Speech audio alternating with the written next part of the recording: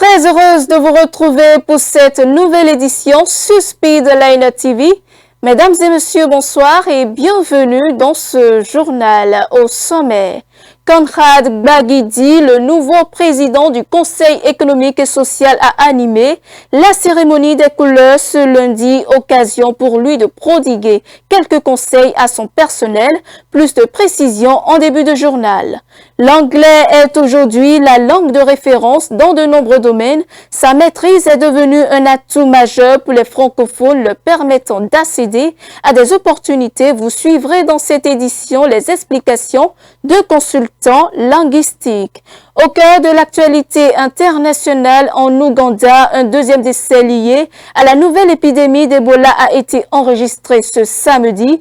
Il s'agit d'un jeune garçon de 4 ans et demi qui était lié au premier groupe de contamination. Les détails dans un instant.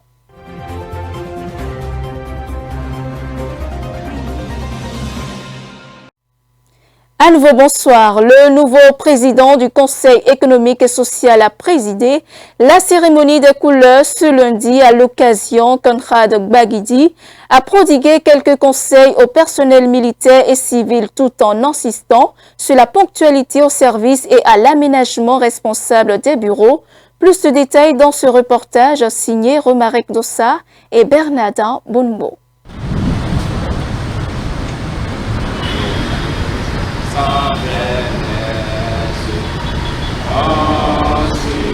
C'est une cérémonie des couleurs inaugurale ce lundi matin dans l'enceinte du Conseil économique et social. Le nouveau président de l'institution et son équipe marquent d'une pierre blanche cette cérémonie. Au personnel, il prodigue de sages conseils tout en invitant les uns et les autres à faire preuve de professionnalisme dans l'exercice de leurs fonctions. L'environnement sain, c'est l'environnement dans lequel vous avez un bureau qui est bien propre, bien disposé, une chaise qui n'est pas trouée, qui n'est pas cassée, et surtout des meubles qu'il n'y a pas partout ou des archives qui traînent de partout. Donc j'aimerais vraiment, avant tout pour votre bien, mais également pour l'image de notre institution, que dès ce matin, que le nécessaire soit fait. J'aimerais dire une deuxième chose aussi pour notre fonctionnement, pour qu'on puisse, on va dire tout simplement faire le travail de manière un peu professionnelle, que les présences soient effectives, tous les jours ouvrés. C'est comme ça normalement, on est payé pour travailler, donc il faut être là. Et deuxièmement, c'est que les absences soient signalées et validées. Donc toute absence qui n'est pas signalée ou validée va être un petit souci pour nous, sachez-le. Passez le message surtout à ceux qui ne sont pas là, passez le message à ceux qui ne sont pas là parce que vous êtes là. Ça veut dire que potentiellement, vous serez là. N'est-ce pas? Je ne me trompe pas. D'accord? Donc on va faire en sorte que les absences ne soient pas comme ça délibérées. Sinon on ne pourra pas travailler. Si je veux collaborer avec quelqu'un, j'appelle, la personne n'est pas là, je suis bloqué. Donc non seulement la personne ne fera pas ce pourquoi elle doit être là, mais l'autre qui doit travailler avec elle sera également handicapé. Ces deux règles-là, si vous êtes d'accord, on va essayer de les mettre en œuvre rapidement dès aujourd'hui. Aux forces de l'ordre et de sécurité, Conrad Gbagidi met l'accent sur le rôle au sein de l'institution. Vous savez qu'on a des conseillers maintenant parce que pendant quelques mois, il n'y avait pas d'activité avec les conseillers. Maintenant, nous avons des conseillers. Il faudrait voir dans quelle mesure vous organisez pour que lorsqu'on a des sessions, lorsqu'ils viennent plus nombreux, qu'ils puissent trouver de la place également, qu'ils puissent être garés, qu'ils ne se plaignent pas. D'accord? Est-ce qu'on peut compter sur vous sur ça? C'est possible? Pour que tout le monde soit bien dans la maison. Il va y avoir quand même pas mal de visites aussi, même quand ce n'est pas des sessions. Donc les personnes qui viennent, regardez comment vous vous organisez pour que ça puisse se passer de manière fluide. Parce qu'on a une voie qui est très passante ici, donc il faut une organisation pour que ça passe bien. Pour rappel, les nouveaux conseillers du CES ont été officiellement installés le 24 février dernier par le président de la République avec de nouvelles missions. Il s'agira pour eux de démontrer les aspirations des diverses couches socio-professionnelles et culturelles au pouvoir public. À l'inverse, ils auront aussi à vulgariser les politiques publiques mises en œuvre par les institutions de la République auprès des populations. Autre information, dans cette édition, les fidèles du ministère international de vie en abondance en Christ MIVAC étaient réunis ce dimanche à Séma pour un culte d'action de grâce. Ils ont rendu grâce pour les bienfaits du Seigneur pour l'année 2024 et celle qui a commencé. Reportage.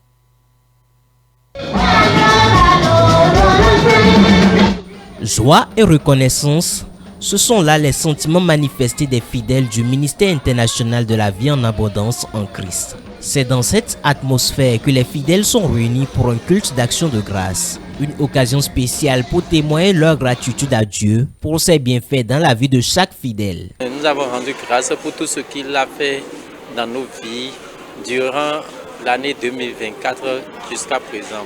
C'est pour cela que vous avez vu, il y avait tellement de monde et nous avons tous ensemble rendu grâce à l'Éternel pour ses bienfaits dans nos vies durant les 1 an que nous avons eu. Parce que chaque jour, Dieu fait de grandes choses dans nos vies. Il accomplit de grandes choses dans nos vies. Et c'est par cette occasion que nous avons profité pour lui dédier ce jour notre action de grâce. Cette action de grâce, c'est pour lui dire, Seigneur, encore une autre dimension, une autre grande dimension encore dans ma vie. Oui, c'est ce que tu m'as fait l'année passée et qui vient de terminer. Et je viens te dire merci. Je veux que l'année qui va commencer maintenant, ou qui commence maintenant, que ça soit encore plus, ce que tu vas faire dans ma vie, ça soit encore plus grandiose que ça. Que je puisse te célébrer encore, qu'on puisse voir ta gloire se manifester de plus en plus dans ma vie. Nous sommes venus dire merci à Dieu pour tout ce qu'il a fait dans notre vie durant l'année 2024 écoulée.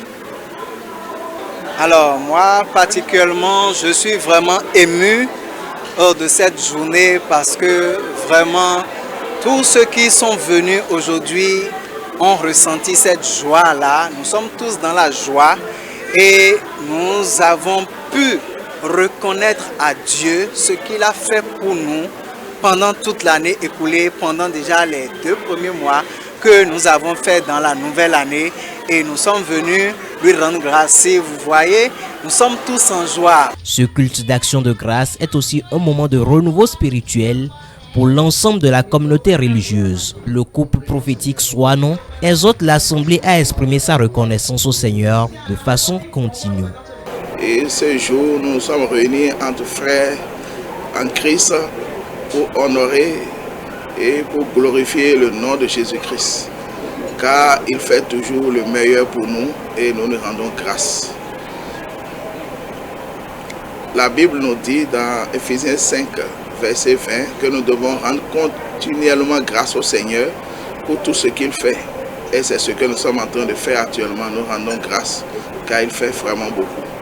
Et nous profitons de cette occasion pour demander à tout le peuple de rendre grâce à l'Éternel chaque jour pour tout ce que l'Éternel fait et accomplit dans nos vies. Nous devons rendre grâce pour les petites choses avant que le Seigneur fasse encore de grandes choses dans nos vies. Et d'abord, je dis merci à Jésus. Et vous savez, Jésus-Christ, il s'est sacrifié pour nous, pour que nous ayons la victoire, nous ayons la vie éternelle. Bon, cette alliance que nous avons avec Jésus, c'est ça qui nous permet d'avoir la victoire, qui nous permet d'évoluer, qui nous permet de faire l'œuvre, et cette alliance, vraiment, nous devons tout faire pour protéger cette alliance, nous devons tout faire pour ne pas briser cette alliance. Ce message sur la puissance de Dieu donne l'assurance aux fidèles de la présence du Créateur à leur côté au quotidien. Alors plus rien ne devrait les ébranler. Dans le reste de l'actualité, la langue anglaise est devenue un outil essentiel dans tous les domaines, langue reconnue à l'échelle mondiale. Elle facilite la communication entre des personnes d'origine diverses. Elle joue également un rôle clé dans le monde des affaires et de la technologie et ouvre des portes aux opportunités professionnelles. Comprendre l'importance de l'anglais, c'est reconnaître son rôle clé dans la communication globale. Un consultant linguistique nous en parle. Suivons-le. L'anglais, pour ceux qui sont dans le milieu académique, leur est imposé, comme vous le savez déjà, depuis la classe du secondaire du 6e jusqu'en terminale.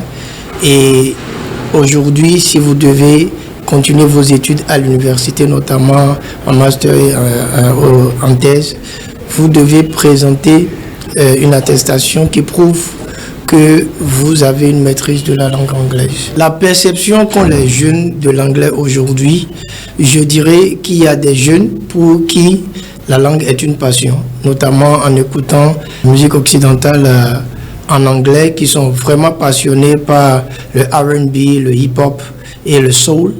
Vous voyez, et il y en a qui sont passionnés par les discours qui se font en anglais et par des émissions, bien sûr, télévisées qui se font en anglais, les téléréalités. Dans le contexte académique, il y a des jeunes qui voient loin, qui sont ambitieux, vous voyez, et que nous avons l'occasion de rencontrer et qui se préparent à de grandes opportunités déjà dès leur entrée à l'université et qui sont très férus de cette langue. Mais il faut dire qu'il reste une grande majorité pour qui la langue n'est pas totalement entrée dans leur intérêt. Vous voyez, donc il y a des personnes qui se disent bon, l'anglais, je vais en faire quoi, parce qu'ils ne sont pas suffisamment sensibilisés quant à l'importance et l'intérêt ou l'avantage que peut avoir pour eux l'apprentissage de cette langue. Ils devaient aller compétir à l'international, donc il leur a été proposé une épreuve, n'est-ce pas, une épreuve pratique. Ils doivent programmer, n'est-ce pas, une application et finir dans une certaine heure donnée. Et il s'est fait que au cours de la compétition, ils se sont vus, vous voyez, limités par des termes qu'ils ne maîtrisaient pas parce que l'épreuve était venue en anglais. Le temps de dire qu'ils doivent traduire, comprendre, ça, le temps ne leur suffirait pas. Ce qui fait qu'ils avaient la capacité de finir le travail et d'être les premiers et de revenir avec le prix, mais ils n'avaient pas pu à cause de la limite qu'impose cette langue. Vous voyez, ils sont revenus comme ça. C'est pour dire, toute compétence aujourd'hui, dans quelques domaines que ce soit, sans l'anglais, est limitée. Elle est limitée sur le monde des opportunités internationales. Quand vous avez votre compétence et que vous avez l'anglais, ça vous rend, ça vous ouvre les portes de l'international. Si vous devez quitter le Bénin pour aller faire des affaires à l'extérieur, vous n'allez pas vous dire que vous allez parler français nécessairement avec les gens. Les gens s'attendent déjà à ce qu'ils reçoivent des personnes qui viennent de divers horizons. Quand vous allez en Chine, quand vous allez peut-être à Dubaï, où c'est l'arabe ou au Maroc, quand vous venez d'un autre pays, on s'attend que les échanges soient faits en anglais, pas forcément dans la langue locale du pays. Dans les années à venir, nous sommes en train de voir que le gouvernement du Bénin va beaucoup plus élargir, n'est-ce pas, le domaine d'application de l'anglais dans les milieux académiques. Nous entrevoyons un gouvernement qui va mettre en place un système qui permettra, n'est-ce pas, aux étudiants, aux apprenants de mieux appréhender la langue et de sortir, n'est-ce pas, des milieux du cours secondaire avec une certaine maîtrise déjà de la langue, et que ce ne soit pas seulement la théorie, que ce ne soit pas seulement la grammaire, le reported speech que nous avons l'habitude de faire, et aussi les verbes irréguliers qu'on maîtrise mais qu'on n'arrive pas à parler. En interactualité, en République démocratique du Congo, la ville de Béni, dans le Nord Kivu, a accueilli la visite du secrétaire général adjoint aux opérations de maintien de la paix des Nations Unies, Jean-Pierre Lacroix.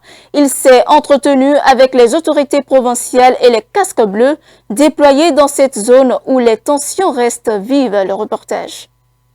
Le chef des opérations de paix de l'ONU était vendredi à Béni, où il a réaffirmé l'engagement des Nations Unies à soutenir la République démocratique du Congo dans sa quête d'une paix durable. Au cours de sa visite, il a souligné l'importance de la mise en œuvre de la résolution 2773 du Conseil de sécurité de l'ONU, qui appelle à un cessez-le-feu immédiat. Nous avons parlé de la situation générale résultant de l'offensive du M23, avec le soutien des forces armées rwandaises et les conséquences catastrophiques dans de nombreux domaines, et notamment des domaines humanitaires, économiques et sociaux. Et les messages importants qui tiennent notamment à la nécessité critique de mettre en œuvre la résolution 2773 du Conseil de sécurité, qui est une résolution adoptée à l'unanimité par les membres du Conseil de sécurité et qui contient des messages fondamentaux. Respect de l'intégrité territoriale de la République démocratique du Congo, nécessité impérative d'un cessez-le-feu, nécessité de mettre en œuvre tous les engagements qui ont été pris dans le cadre des efforts diplomatiques, en particulier résultant des processus de Luanda, de Nairobi. Bien sûr, ça doit comprendre un retrait des forces étrangères. Béni est devenue provisoirement la capitale provinciale du Nord Kivu après que le M23 et ses alliés rwandais se sont emparés de la ville de Goma il y a plusieurs semaines.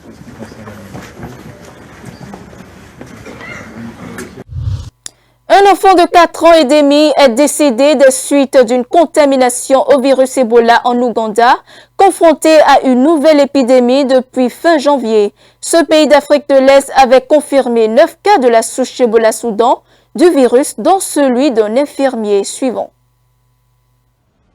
Le décès d'un enfant de 4 ans à Kampala a relancé les inquiétudes sur l'état réel de l'épidémie d'Ebola en Ouganda, malgré l'optimisme des autorités qui avaient affirmé que la situation était sous contrôle. Samedi, l'Organisation mondiale de la santé a confirmé le décès de ce petit enfant, la deuxième victime de l'épidémie, après le premier décès tragique d'un infirmier le 30 janvier dernier. Début février, 8 patients, tous en contact avec les premiers cas, avaient quitté l'hôpital en bonne santé. Ce rétablissement avait laissé entendre que la crise sanitaire était derrière le pays. L'enfant de 4 ans qui avait été hospitalisé à Kampala est décédé après avoir été infecté par la souche soudanaise d'Ebola. L'OMS et les autorités sanitaires continuent de renforcer la recherche des cas contacts, mais la situation reste fragile. En particulier, l'absence de vaccin contre cette souche spécifique du virus complique considérablement les efforts pour éradiquer l'épidémie. Des milliers de Namibiens et de dignitaires ont assisté ce samedi aux obsèques nationales du père de l'indépendance et premier président du pays, Sam Nujoma, décédé le 9 février à 95 ans. Plusieurs dirigeants africains, dont le président sud-africain Cyril Ramaphosa, le président angolais Joao Lourenço et d'autres dignitaires étrangers ont assisté aux obsèques. Le reportage. La Namibie a rendu samedi un dernier hommage émouvant à son héros national, Sam Nujoma. Après une vie dédiée à la lutte pour la liberté et l'indépendance, l'ancien président a été enterré avec toute la dignité et la grandeur qu'il méritait. Sur ces terres sacrées, la dernière demeure des héros et héroïnes de la Namibie repose. Un fils de la terre des plus distingués, un géant parmi les dirigeants et une icône révolutionnaire. Des milliers de Namibiens venus des 4 coins du pays se sont rassemblés pour célébrer la vie de l'homme qui, pendant plus de 30 ans, a guidé son peuple vers la liberté. Le pays était en deuil avec les drapeaux en berne, tandis que la dépouille de Nujoma a été transportée à travers cette région, y compris son village natal. Sam Nujoma est un nom, il est l'incarnation de la lutte pour la libération des Africains. Dans ce contexte, en Namibie, il est l'un des rares à s'être levé dans les années 50 pour lutter contre l'apartheid et la discrimination raciale. Les funérailles nationales de Sam Nujoma ont réuni des présidents et ex-chefs d'État du monde entier. Tous ont salué la grandeur de l'homme, symbole de la résistance contre l'apartheid et de la quête d'indépendance du peuple namibien.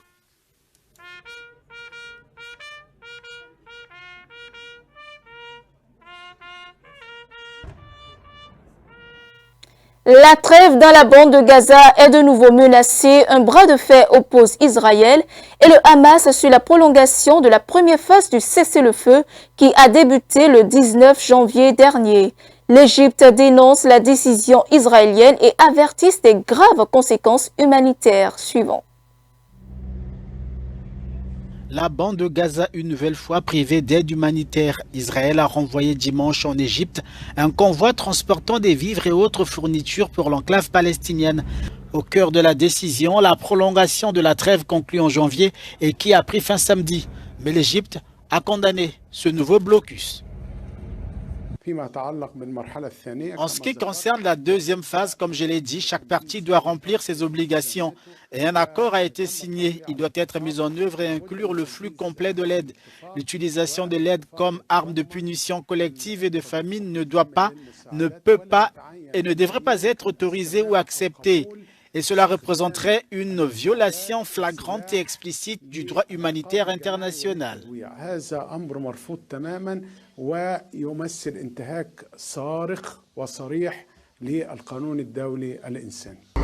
Le responsable des affaires humanitaires de l'ONU a qualifié la décision israélienne d'alarmante, mais Tel Aviv a déjà mis en garde contre des conséquences supplémentaires si le Hamas n'accepte pas une nouvelle proposition de prolongation du cessez-le-feu, alors que le Hamas de son côté accuse Israël de tenter de faire dérailler ce processus.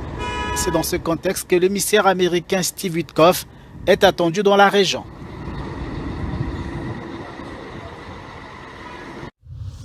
Le football pourrait vivre un tournant décisif en 2025 avec l'adoption de nouvelles règles visant à fluidifier le jeu et à améliorer l'équité des décisions arbitrales.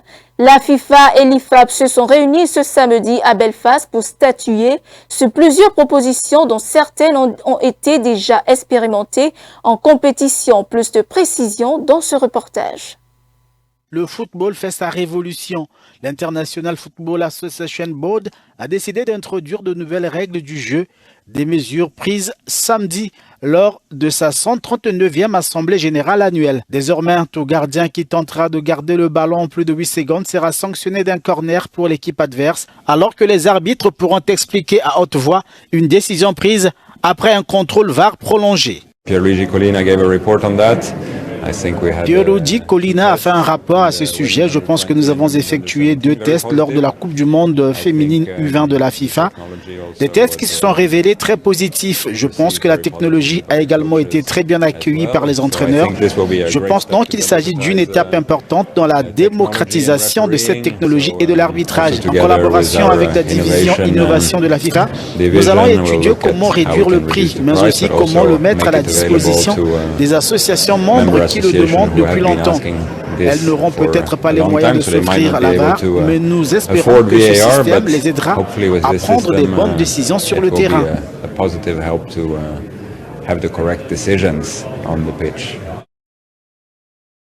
Ces règles entreront en vigueur lors de la prochaine Coupe du Monde des clubs de la FIFA, dont le top départ sera donné le 14 juin.